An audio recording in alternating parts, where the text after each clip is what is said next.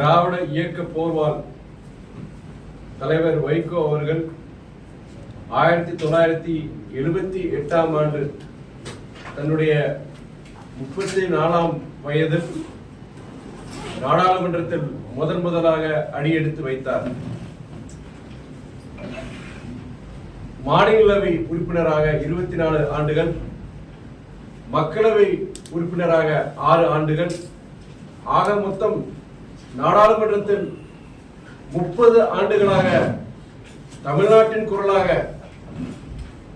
தமிழ்நாட்டின் உரிமைகளுக்காக, தமிழ் மக்களின் நலனுக்காக அயராது பாடுபட்டவர், போராடியவர். அவருடைய சாதனைகள், ஒரு நாடாளுமன்ற உறுப்பினராக அவருடைய தொண்டுகள் ஏராளம். 20 வருடங்களுக்கு முன்பு நதிநீர் இணைப்பு, அதை பற்றி சிந்திக்காத காலங்களில் நதிநீர் இணைப்பு சாத்தியமற்றது என்று கூறிய காலகட்டத்தில்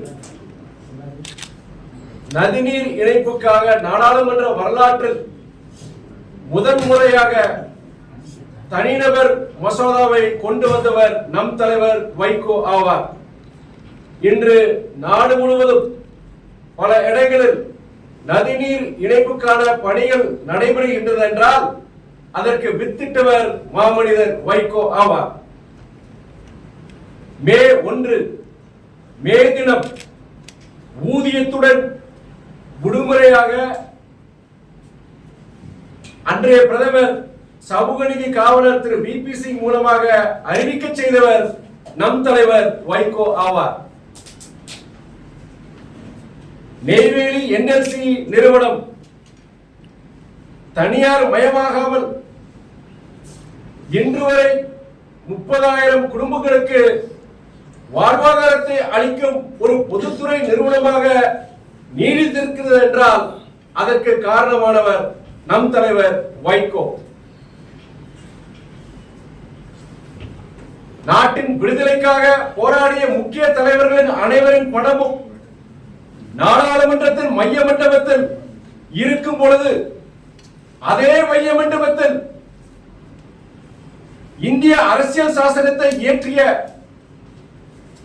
அண்ணல் அம்பேத்கர் அவர்களின் திருவுருவப்படம் இல்லையே. புரட்சியாளர் அம்பேத்கரின் படத்தை நாடாளுமன்றத்தில் வைத்தால் நாடாளுமன்றம் தீட்டுப்படுமா என்று அன்று நாடாளுமன்றம் அதிர வைக்க முழங்கி அன்றைய நாடாளுமன்றத்தின் மனசாட்சியை தட்டி எழுப்பி அன்றைய பிரதமர் சமூக நீதி காவலர் திரு VP சிங் மூலமாக அண்ணல் அம்பேத்கரின் திருவுருவப்பட படத்தை திறக்க வைத்தவர் நம் தலைவர் வைகோ ஆவார். விருதுநகரிலிருந்து சிவகாசி, ராஜபாளையம், தென்காசி வழியாக கொல்லம் செல்லும் ரயில்கள் பயன்படுத்தும் விருதுநகர் கொல்லம் அகல ரயில் பாலத்தை திட்டத்தை அன்றைய பிரதமர் அடல் பிகாரி வாஜ்பாய் மூலம் கொண்டு வந்த மக்கள் சேவகன் நம் தலைவர் வைகோ. டிக்கெட் பரிசோதனையாளர்கள், ரயில்வே டிக்கெட் பரிசோதனையாளர்கள் TTR அவர்களுக்கு இன்று ரயில்களில் படுக்கை வசதி, பெர்த் வசதி இருக்கிறது என்றால் அதற்கு காரணமானவர் மக்கள் சேவகன் நம் தலைவர் வைகோ. நம்முடைய தொப்புள் கொடி உறவுகள் ஈழத்தமிழர்களின் உரிமைகளுக்காக நாடாளுமன்றத்தின் வரலாற்றில் அதிக முறை சிறப்பு கவன ஈர்ப்பு மசோதாக்களை, தீர்மானங்களை கொண்டு வந்தவர் நம் தலைவர் வைகோ. ஈழத்தமிழர்களின் குரலாக, மேதகு ஐயா அவர்களின் குரலாக நாடாளுமன்றத்தில், ஐநா மன்றத்தில், மக்கள் மன்றத்தில் ஒலித்தவர் நம் தலைவர் வைகோ ஆவார். 1978ஆம் ஆண்டு அவர் நாடாளுமன்றத்தில் முதல் அடியெடுத்து வைத்த பொழுது, அவர் கன்னி பேச்சை உரையாற்றும் பொழுது அவருக்கு ரயில்வே துறை அமைச்சகத்திலிருந்து அனுப்பப்பட்ட ஹிந்தியால் எழுதப்பட்ட அந்த கடிதத்தை அன்று நாடாளுமன்றத்தில் மாநிலங்களவையில் அன்றைய பிரதமர் மொரார்ஜி தேசாய் அவர்களுக்கு முகத்துக்கு எதிராக அந்த கடிதத்தை கிழித்தெறிந்து எரிந்துவிட்டு கடைசி தமிழனின் கடைசி ரத்தம் இருக்கும் வரை நாங்கள் இந்திய ஆதிக்கத்தை எதிர்ப்போம் என்று சபை அதிர முழங்கியவர் நம் தலைவர் வைகோ அவர்கள். அவருக்கு வயது 81.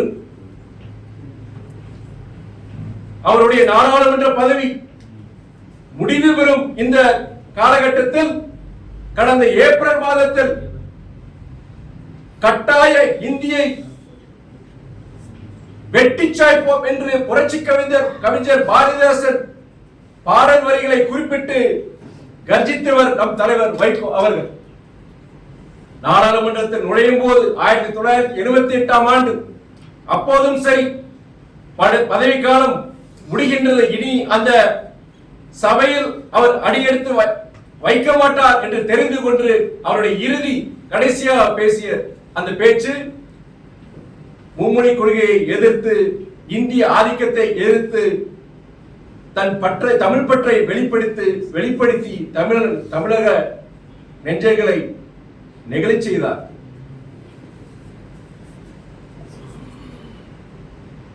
நாடாளுமன்ற வரலாற்றில் பார்லிமெண்ட் டைகர் என்றால் அது திராவிட இயக்க போர்வால் தலைவர் வைகோதான்.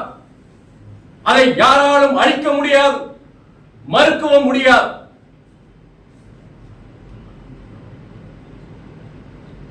பொன்குடம் உடைந்தாலும் அது பொன்குடம் தான்.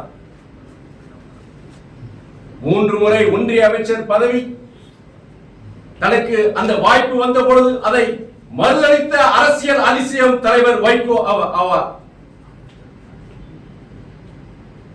மக்கள் பணி, மக்கள் தொண்டே பொது வாழ்க்கையின் அடிப்படை பண்பு என்று செயல்பட்டு வரும் மறுமலர்ச்சி திராவிட முன்னேற்ற கழகம் என்ற உன்னதமான இயக்கத்திற்கும் அதன் தலைவர் வைகோவிற்கும் பதவி ஒரு பொருட்டல்ல. எங்கள் மக்கள் பணி தொடரும். திராவிட இயக்க போர்வால் தொடர்ந்து சுழலும். தமிழ்நாட்டின் குரலாக தொடர்ந்து ஒலிக்கும். இதையும் கடந்து செல்வோம். நன்றி.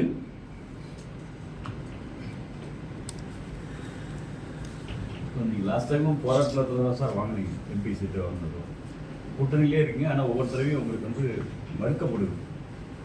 அதை பற்றி நீங்கள் என்ன நினைக்கிறீங்க? நாங்கள் முதல்ல 2019 கூட்டணியில் சேரும் பொழுது பொது உடைமை இயக்கங்கள், விடுதலை சிறுத்தைகள் கட்சி எங்களுக்கு தலா 2 சீட். அதாவது எங்களுக்கு பொறுத்தவரை தலைவர் உங்களுக்கே தெரியும், தலைவருக்கு அப்போது மாரடைப்பு ஏற்பட்டு ஹார்ட் அட்டாக், பேஸ் மேக்கர் வச்சிருந்தாங்க. அப்போ அதை கருத்தில் கொண்டு அப்போது திமுக திராவிட முன்னேற்ற கழக தலைமை, கூட்டணி தலைமை, அவர் தேர்தல் நேரத்தில் அவருக்கு வாக்கு சேகரிக்கிறது ரொம்ப கஷ்டம். வெற்றி பெற்றாலும் அவருடைய ஒரு மக்களவை உறுப்பினராக செயல்படுவது கஷ்டம். அதனால அவருடைய உடல்நலம் கருதி அவருக்கு நாங்கள் ராஜ்யசபா மாநிலங்களவை உறுப்பினராக கொடுக்குறோம், நீங்க ஒரு மக்களவை ஒரு மாநிலவை எடுத்துக்கோன்னு சொல்லியிருந்தாங்க. அதன் அடிப்படையில் தான் உடன்பாடு ஏற்பட்டது. தொடர்ந்து கிட்டத்தட்ட 7 ஆண்டுகள் கடந்து 8 ஆண்டுகளாக இந்த கூட்டணியில் நீடித்து வருகிறோம். சென்ற முறை அதே மாதிரி சட்டமன்ற தேர்தலையும் பொது உடைமை இயக்கங்கள், விடுதலை சிறுத்தைகள் கட்சி எங்களுக்கும் அந்த அடிப்படையில் தலா 6 சட்டமன்ற தொகுதிகள் என்ற அடிப்படையில் எங்களுக்கு ஒதுக்கப்பட்டது. கடந்த நாடாளுமன்ற தேர்தலில் அந்த சீட் எண்ணிக்கை வரும்பொழுது எங்களுக்கு கடந்த முறை கொடுத்த மாதிரி ஒரு மக்களவை உறுப்பினர், ஒரு மாநிலங்களவை உறுப்பினர் சொல்லும் பொழுது அதை அறிவிச்சிடலாம்னு சொல்லும் பொழுது அவங்க சொன்னது என்னன்னா, நீ ஒரு 1.25 வருஷம் இருக்கு, அதுல நியாயம் இருக்கு, அது 1.25 வருஷம் இருக்கு, அப்போ கண்டிப்பா தலைவர் அதை செய்வார், தலைவர்னு கூட்டணி தலைவர் மாண்பு முதலமைச்சர் என்ன தளபதி அவர்கள் செய்வார் என்று சொன்னார். அது அறிவிச்சிட்டா இல்லை, எங்களோட இயக்கத்தோழர்கள் மத்தியில் மற்றவங்களுக்குலாம் 2 சீட்டு எங்களுக்குன்னு சொல்லும்போது இல்லை, அது ராஜ்யசபா கண்டிப்பாக அது தான் கொடுத்தாங்க. அது மாதிரி கண்டிப்பாக தலைவர் வைகோங்கிறவர் மறக்க மாட்டாங்க, கண்டிப்பாக செய்வாங்கன்னு சொல்கிறாங்க. அதை ஏற்றுக்கொண்டு தான் நாங்கள் இப்பயே தொடரலாம், அது மாற்று கருத்து கிடையாது. அதன் அடிப்படையில் நீங்கள் கேட்ட கேள்விக்கு சொல்கிறேன், அதனால தான் நாங்கள் அதை கடந்து சொல்லுவோம்னு சொல்கிறேன். உறுதி கிட்டத்தட்ட உறுதி சொல்ற மாதிரி தான் நீங்க சொல்றீங்க. பொருளுடைய மீனிங் என்னன்னா வந்து அவங்க அஷூரன்ஸ் கொடுத்துருக்காங்க, பட் அந்த அஷூரன்ஸ் அவங்க காப்பாற்றுற மாதிரி தெரியலையே. இல்லை, நாம அவங்க கூட்டணியை பொறுத்த வரைக்கும் நாங்கள் முதல் முறை சேரும் பொழுது நீங்கள் சொல்றது கரெக்ட், அதை நாங்கள் ரெடி பண்ணி நாங்கள் சேரணும். அதுக்கப்புறம் பொறுத்த வரைக்கும் சென்ற இதுலையுமே அதே தான், நீங்கள் 1.5 வருஷம் இருக்குது. அதனால கண்டிப்பாக அப்போ சொன்னேன், இப்போ சொன்னால் தேவையில்லாத ஒரு குழப்பம் வரும், அது நியாயமானதான். ஏன்னா ஒரு ராஜ்யசபா சீட் சொல்லும்போது எல்லாருக்கும் அந்த எண்ணம் வரும். அப்போ எங்களுக்குன்னு சொல்லி வரும்போது அது இப்போதைக்கு வேண்டாம்னு சொல்லியிருந்தாங்க. முக்கியம் அதில் திராவிட முன்னேற்ற கழகத்தை சார்ந்த முக்கியமான நபர்கள். அதனால வந்து அப்போதைக்கு தலைவர் பொறுத்த வரைக்கும் கண்டிப்பாக கூட்டணி தலைவர் அவருடைய முதலமைச்சர் கண்டிப்பாக அதுக்கு செய்வார் மாதிரி சொல்லியிருந்தாங்க. அது எங்களுக்கு பொறுத்த வரைக்கும் நீங்கள் சொல்கிற மாதிரி அதில் வருத்தம் இருக்குது. அதில் ஆனால் நாங்கள் அதை தமிழ்நாட்டு நலன்கிறது அது கடந்து செல்கிறோம் தான் சொல்லுவோம். இப்போ கமலஹாசன் கேட்டிருக்கீங்களா நீங்க? அது கண்டிப்பாக அதில் நம்ம கேட்கணும், அதில் மறுக்கிறது கிடையாது, நாங்கள் கேட்கணும்.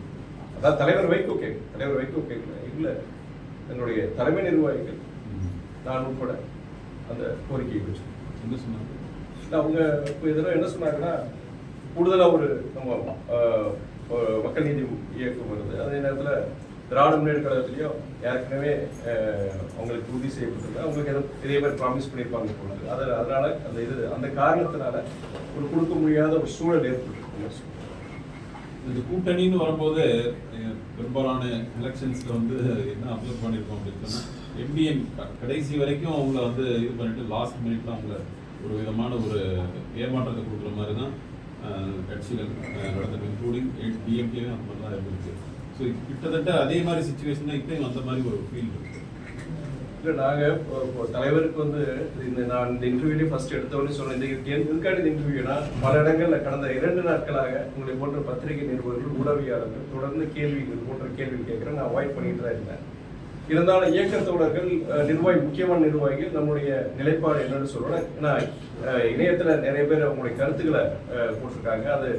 அது தலைமை நிர்வாகிகள், தலைவர் கேட்கல சரி, தலைமை நிர்வாகிகள் என்ன முயற்சி எடுத்தாங்க, அவங்க அப்போ இதுல சரியான இதை கையாண்டாங்களாங்கிற ஒரு இது வரும்பொழுது அதுக்கு பல வழிகள் உங்களுக்கு ஒரு பதில் சொல்லணும், இயக்கத்தில் இருக்க தொண்டர்கள் நிர்வாகிகளுக்கு ஒரு பதில் சொல்ல வேண்டிய ஒரு சூழ்நிலை, பொதுமக்கள்கிட்டயே ஒரு இந்த இணையத்தில் இந்த மாதிரி பல செய்திகள் போடுறதுனால அப்போ அதுக்கு உண்டான அந்த தெளிவுபடுத்திருக்க வேண்டியதான் இன்னைக்கு நான் இந்த பிரஸ் மீட் பொறுத்த வரைக்கும்.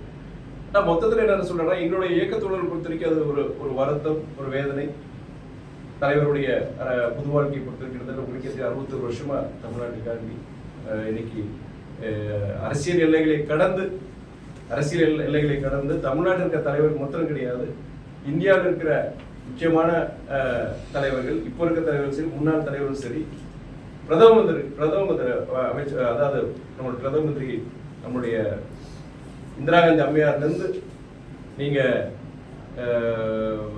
சமூக நீதி காவலர் விபிசிங்கிலேருந்து திரு அடல் பிகாரி வாஜ்பாய் வரைக்கும், வைகோ பொறுத்த வரைக்கும் ஒரு நாடாளுமன்ற வரலாற்றில் ஒரு சிறந்த ஒரு நாடாளுமன்ற உறுப்பினர்கள் அவரும் ஒருவர், ஒரு நேர்மையானவர், ஒரு உன்னதமானவர், ஒரு மனிதநேயமிக்க ஒரு தலைவர்ங்கிற அந்த ஒரு மரியாதை பொறுத்து அரசியல் எல்லைகளை கடந்து இன்னைக்கு எல்லாருக்கிட்டையும் இருக்கு.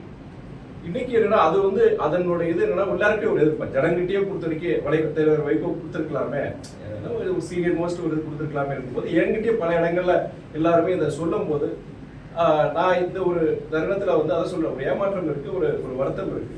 ஆனால் இன்னைக்கு பொறுத்த வரைக்கும் தமிழ்நாட்டுடைய நலன் கருதி இதை கடந்து செல்வோம்ங்கிறத சொல்ல முடியும். எனக்கு சில நானும் பொறுத்த வரைக்கும் முதன்மை செயலர் இருந்தாலுமே கூட தலைமைக்கு கட்டுப்பட்டு தான் நான் செயல்பட முடியும். நான் இதுவே பொறுத்த வரைக்கும் தலைமைக்கு கேட்டுட்டு தான் நான் சொல்றேன். ஏன்னா வந்து தலைமையே சொன்னாங்க, சொல்லி இந்த மாதிரி வழக்கத்தை சொல்லிருங்கன்னு சொல்லி தான் நான் சொல்றேன். அதுக்கு மேல் நான் விவரிச்சு சொல்ல முடியும். சார், கூட்டணி தலைவர் கொடுத்த வாக்குகளை காப்பாற்றுறது டிஎம்கே ஏடிஎம்கே வந்து தேமுதிக மற்ற இயக்கங்களை பற்றி நான் பேச முடியாது. நீங்க எல்லாருக்கும் அந்த கடந்த 2 நாட்களாக தொடர்ந்து உங்களுடைய கேள்விக்குண்டான பதில் நான் சொல்லியிருக்கிறேன். கடந்து செல்கிறோம், அவ்வளவுதான் என்னால சொல்ல முடியும். இந்த டிசப்பாயின்மெண்ட் வந்து அடுத்த வரக்கூடிய அசம்பிளி எலெக்ஷன்ல உங்களுக்கு ஏதாவது ஒரு காம்பன்சேஷன் ஏதாவது? இல்ல, அது என்னன்னா எங்களுடைய எதிர்பார்ப்பு பொறுத்த வைக்கிறதா எண்ணிக்கையின் அடிப்படை கிடையாது. எந்த நோக்கத்துக்காண்டி இந்த கூட்டில் நாங்கள் சேர்ந்தது உங்களுக்கு எல்லாருக்கும் தெரியும். அப்படி அந்த தமிழ்நாட்டு நலனுக்காக இந்த ஒரு கூட்டணி வலுவா இருக்கணும், கூட்டணி தொடரணும் நினைக்கிற இயக்கம் தலைமை தான் எங்களுடைய. சட்டமன்ற தேர்தல் பொறுத்த வரைக்கும் அன்னைக்கு கண்டிப்பா வந்து பொறுத்த வரைக்கும் நீங்க சொல்ற மாதிரி சரி, இது ஒரு டிசப்பாயின்மெண்ட் தான், ஒரு ஏமாற்றம் தான். தலைவர் எங்களுக்காண்டி வேண்டாம், எங்களுடைய அடையாளமே அந்த வைகோங்கிற அந்த பிராண்ட் தான். தலைவர் வைகோ தான் எங்களுடைய அடையாளம். அவர் மனசங்கடப்படாத மாதிரி, அவன் எங்க இயக்கத்துக்கு எங்களுடைய தலைமைக்கு எந்த விதத்திலையும் ஒரு சங்கடத்தை உருவாக்காத மாதிரி, ஒரு தன்மானத்தை இழக்காத மாதிரி அவங்க கண்டிப்பா கொடுப்பாங்க நான் நினைக்கிறேன். வைகோவை போட்டியிட வாய்ப்பு இருக்கும். அது அவர் தான் முடிவெடுக்கணும், அவர் முடிவெடுக்கணும், இயக்கம் முடிவெடுக்கணும். அதுக்கு கூட்டணி தலைமையும் அதுக்குண்டான வாய்ப்பு அவங்க கொடுக்கணும். இந்த பேருந்து கட்டண உயர்வு கருத்து கேட்டு பேருந்து கட்டண உயரத்துக்கான சூழ்நிலை இருக்கு அப்படின்ற இல்ல, அது பேருந்து கட்டணம் பொறுத்த வரைக்கும் அது இந்த நேரத்துல உயர்த்த மாட்டான்னு நினைக்கிறதுனால, ஏற்கனவே வந்து பல இது இருக்கிறதுனால உங்களுக்கு இந்த நேரத்துல பண்ண மாட்டாங்கிற நம்பிக்கை இருக்கு. நீங்க மின்சாரம் கூட போனோட கேட்டிருந்தீங்க, மின்சார உயர்வு இருக்குமான்னு நீங்க கேட்டிருந்தீங்க. நான் அதுக்குண்டான பதில் நான் சொல்லியிருந்தனால அது உதய திட்டத்தினால வருது. அப்புறம் அதுக்குண்டான விளக்கத்தையும் அமைச்சர், நம்முடைய மாநில அமைச்சர் அவங்க அண்ணா சிவசங்கரன் வந்து பதில் கொடுத்திருக்கிறார். கண்டிப்பா மின்சார உயர்வு இந்த தடவை இருக்காது அப்படின்னு சொல்லியிருக்கிறார். அது மாதிரி போக்குவரத்து துறையிலையும் வந்து சொல்ற மாதிரி அந்த இலாக்கா அவர் தான் வச்சிருக்கிறார். அதனால கண்டிப்பா இருக்காரு. அதே நிலைப்பாடு எடுக்கும் போது மின்சாரத்துறைக்கு ஒரு முடிவும், போக்குவரத்து துறைக்கு வேற மாதிரி ஒரு முடிவு எடுக்க மாட்டாங்க. பொதுவா கண்டிப்பா இந்த அதை அதாவது அந்த ஏற்றம் இருக்காதுன்னு நான் நம்புறேன். இது இந்த வேதனையா இருக்குன்னு சொன்னீங்க. Don't you think that it will lead to the breakup of alliance? So I don't think so. Because as I earlier said, the state comes first. The state comes first and the party comes next. And we need to probably respect the sentiments of the public. I understand the party volunteers and office bearers are hurt. But then if you would ask me, the state comes first and public sentiments would come first.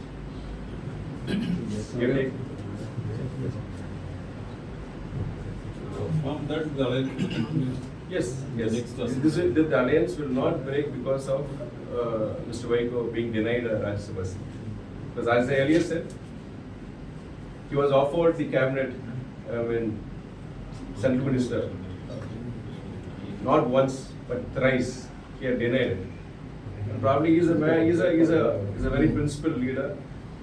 And probably when a politician probably denies or refuses probably a post as high as a cabinet minister's post, that shows his ideals.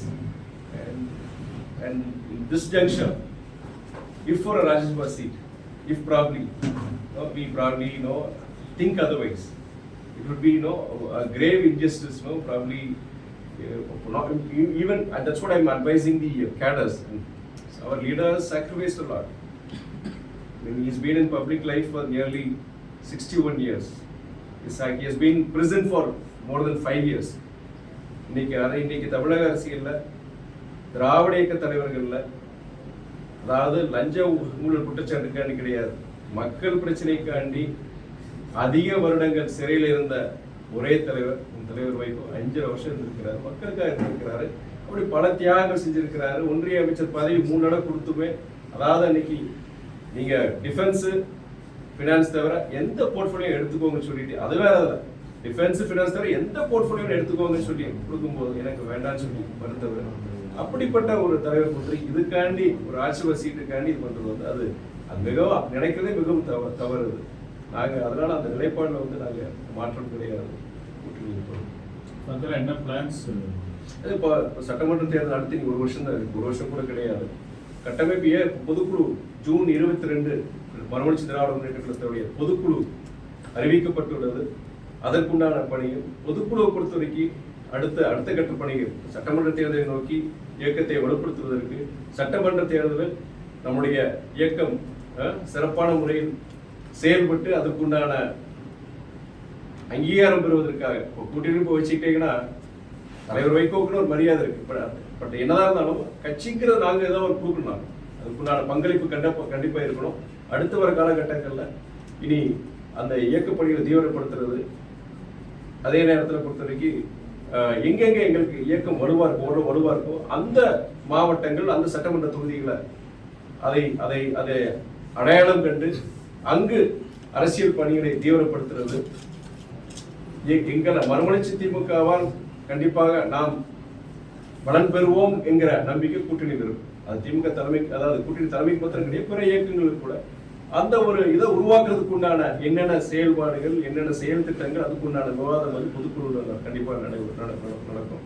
அது இல்லாம பொறுத்த வரைக்கும் அடுத்து ஏற்கனவே நாங்கள் பேசியிருந்தோம், அடுத்து தொடர்ந்து இந்த அடுத்த 6-7 மாதங்கள் பொறுத்த வரைக்கும் மக்கள் சார்ந்த சில விஷயங்கள், முக்கியமான விஷயங்கள் அதையும் நாங்கள் மக்கள் மன்றத்தில் விவாதிப்போம் நாங்கள் முடிவெடுத்தோம். சார், ஏற்கனவே பண மதிப்பிழப்பு இப்போ திருப்பி இந்த 500 தாவல்கள்லாம் திரும்ப பெறணும்னு சொல்லி சந்திரபாபு நாயுடு சொல்லியிருக்காரு. நீங்க டிமானிட்டைசேஷன் பொறுத்த வரைக்கும் அது ஒரு நல்ல நோக்கத்துக்காண்டி கொண்டு வந்தாங்க. கருப்பு பணத்தை ஒழிக்கிறதுக்காண்டி கொண்டு வந்தது நல்ல நோக்கம் தான், தவறான நோக்கம் கிடையாது. பட் அது எப்படி செயல்படுத்தப்பட்டது, அதனால அந்த பாதிப்புகள் பார்க்கும்போது குறிப்பா middle class, lower middle class, அடித்தட்டு ஜனங்க நிறைய பேர் சங்கடப்பட்டாங்க. நீங்க ஒரு கருப்பு பணம் வச்சிருந்த ஒரு 10,000 பேரை நீங்க தண்டிக்கிறதுக்காண்டி கோடிக்கணக்கான நடுத்தர, அதாவது மிடில் கிளாஸ் பீப்புளையும் நீங்க ஏழை மக்களையும் பாதிக்கப்பட்டிருந்தாங்க. அது பார்க்கும்போது அது ரொம்ப சில பேர்ல ரொம்ப சிரமப்பட்டாங்க. விவசாயிகள் சரி, ஏழை மலைகள் ரொம்ப கஷ்டப்பட்டாங்க.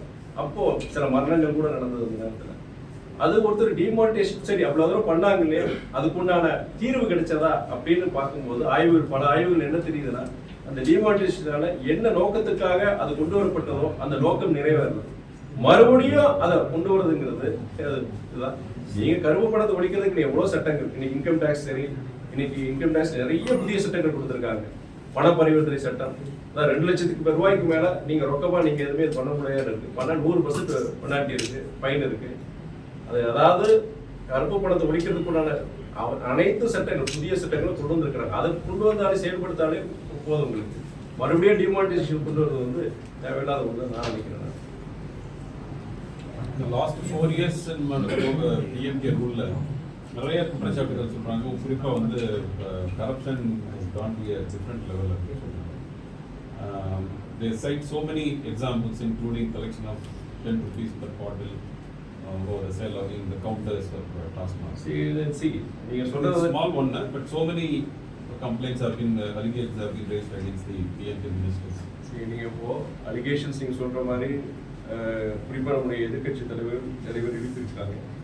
அதுக்கு சில விஷயங்கள் கொடுத்துருக்கு. டாஸ்மாக் பொறுத்திருக்கு அமலாக்கத்துறை அது அவங்க ரெய்டு நடத்தியிருக்கிறாங்க.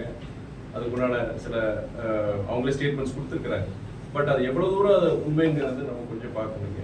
இப்போ கடந்த காலங்கள் இதே மாதிரி இடி பொறுத்த வரைக்கும் அவங்க சில இந்த தமிழ்நாடு எடுத்துட்டுருங்க, பிற மாநிலங்கள் பாஜக ஆளாத சில மாநிலங்கள் அந்த மாதிரி இன்கம் டேக்ஸ் சரி, இடி சரி, சிபிஐ சரி, அவங்க எப்படி போட்டு இருக்கிறாங்க. சில தவறான முன்னுதாரணங்கள் இருக்கு. அதே நேரத்தில் அதே தவறை நீங்க பாஜக அல்லாத பிற மாநிலங்கள் நடக்கிற இதே போன்ற குற்றச்சாட்டு பொறுத்திருக்கு. பிற மாநிலங்கள் பாஜக ஆளுகின்ற மாநிலம் அந்த குற்றச்சாட்டு எழுப்பப்பட்டு அங்க இதே நடவடிக்கை இன்கம் டேக்ஸ் என்ஃபோர்ஸ்மெண்ட் டைரக்டரேட் இதே மாதிரி ரெய்டு பண்ணியிருக்காங்களா, அது சம்பந்தப்பட்ட நபர்கள் மீது நடவடிக்கை எடுத்திருக்காங்களாங்கிறது பல விவாதங்கள் ஓடிட்டு இருக்கும்பொழுது, அதாவது அவங்க ஒன்றிய அரசுடைய கைப்பாவையா செயல்படுற மாதிரி தான் இப்போ இன்னைக்கு பல ஊடகங்கள் சொல்லிட்டு இருக்கிறாங்க, செஞ்சுட்டு இருக்காங்க. பட் ஓகே, கேஸ் ரிஜிஸ்டர் ஆயிருக்கு, நீ கேஸ் எஃப்ஐஆர் பதிவு பண்ணியிருக்கிறாங்க.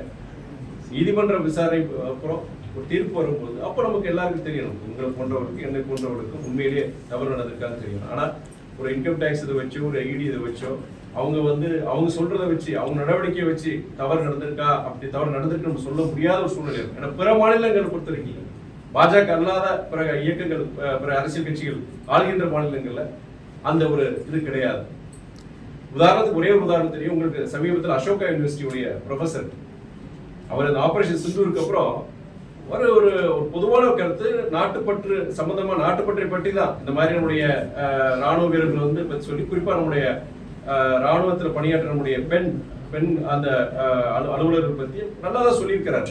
ஆனா அதுல ஒரு வேற மாதிரி அர்த்தம் செஞ்சு கொண்டு வந்து அவர் மேல கடுமையான நடவடிக்கை எடுத்திருக்கிறாங்க. அதே நேரத்துல பாஜக அமைச்சர் ஒருத்தர் உத்தரப்பிரதேஷ் மத்திய பிரதேஷ் விஜய் ஷா நினைக்கிறேன், அந்த அமைச்சர் வந்து அவ்வளவு ஒரு கொச்சையான ஒரு வார்த்தைகள் யூஸ் பண்ணி, அதாவது என்னன்னா தீவிரவாதிகளுடைய சகோதரிகளை வச்சே நாங்க பதிலடி கொடுக்கணும்னு சொல்லும் போது குறிப்பிட்ட ஒரு சமுதாயத்தின் மேல ஒரு கோபத்தையும் கொண்டு வர ஒரு சூழ்நிலை, அது எவ்வளவு ஒரு முக்கியமான ஒரு அவர் மேல நடவடிக்கை எடுக்கல. அதுக்கப்புறம் உயர்நீதிமன்றம் தலையிட்டு, உச்சநீதிமன்றம் தலையிட்டு ஒரு எஃப்ஐஆர் பதிவு பண்ணி அவர் மன்னிப்பு கேட்டோம். இது வந்து உச்சநீதிமன்றம் கடுமையான ஒரு இது சொன்னது. ஸோ என்னன்னா இங்க ஒரு நியாயம் அங்க ஒரு நியாயம் பார்க்கணும்.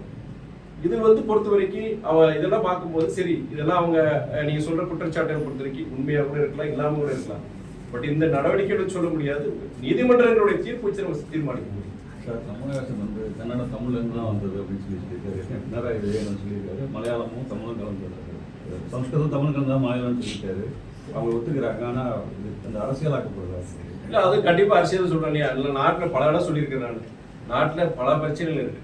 நாட்டுல மக்களுடைய அடித்தட்டு பல அடிப்படையான விஷயங்கள் இருக்கு. தண்ணீர் பிரச்சனை, கல்வி, வேலை வாய்ப்பு, பணவீக்கம், பல்வேறு பிரச்சனைகள் இங்க இருக்கும் பொழுது நீங்க இதை வந்து தேவையில்லாத விஷயத்த நான் சொல்லுவேன் நான். ஆனா ஒன்னே ஒரு விஷயம் என்ன பொறுத்த வரைக்கும்னா, மொழி வல்லுநர்கள் அவங்க என்ன சொல்லியிருக்கிறாங்கன்னா, ஒருத்தர் பல பேர் அந்த டாக்குமெண்ட் தரவுல வச்சு சொல்லியிருக்கிறாங்க.